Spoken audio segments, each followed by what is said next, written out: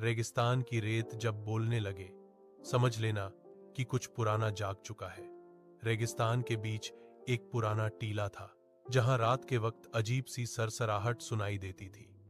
गांव के बुजुर्ग कहते थे कि उस जगह पर हजारों साल पुराना छुपा खजाना है, लेकिन उस पर एक श्रापित आत्मा का पहरा है। जो भी उस खजाने को ढूंढने गया, वो या तो वापस नहीं आया या फिर खामोश हो गया। इस रहस्य को समझने के लिए पुरातत्व विशेषज्ञ अयान अपनी टीम के साथ उस टीले पर पहुंचा। पुराने शिलालेखों में लिखा था कि यहाँ कभी एक समृद्ध राजा का राज था, जो अपनी दौलत से इतना मोहब्बत करता था कि मरने से पहले उसने अपना सारा खजाना जमीन के नीचे छुपा दिया। जैसे ही खुदाई शुरू हुई, मिट्टी के नीचे से एक भारी पत्थर का संदूक निकला। संदूक पर राजा की मूर्ति और कुछ पुराने शब्द खुदे हुए थे। जैसे ही संदूक खोला गया, सोने और रत्नों की चमक से पूरा टीला रोशन हो गया। उसी पल हवा ठंडी पड़ गई और एक गहरी आवाज गूंजी, यह खजाना मेरा है।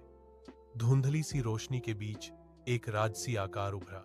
वह उस राजा की आत्मा थी जो अपनी दौलत से जुड़ा रहने के कारण मुक्ति नहीं पा सकी थी। राजा की आत्मा ने बताया कि उसकी लालच ही उसका श्राप बन गई और तब से वो खजाने की रक्षा कर रहा है।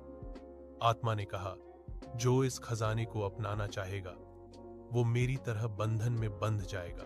टीम के कुछ लोगों ने सिक्के उठाने की कोशिश की, लेकिन सोने के सिक्के रेत बनकर उनकी उंगलियों से फिसल गए। अयान ने शांत स्वर में कहा, हमें दौलत नहीं चाहिए, हमें इस कहानी का सच चाहिए। इतना कहते ही राजा की आत्मा के चेहरे पर शांति आ गई। तेज हवा चली, अंधेरा छाया, और जब सब कुछ सामान्य हुआ तो संदूक वहां नहीं था। खजाना दोबारा गायब हो चुका था। सुबह टीले पर सिर्फ खामोशी थी, जैसे कुछ हुआ ही न हो। लेकिन एक बात सब समझ गए, लालच इंसान को जिंदा भी श्रापित कर देती है, और मरने के बाद भी। अगर आपको ऐसी रहस्य और सस्पेंस भरी कहानियां पसंद हैं, तो वीडियो को लाइक करें और चैनल को सब्सक्राइब जरूर करें, ताकि अगली कहानी आप मिस न करें।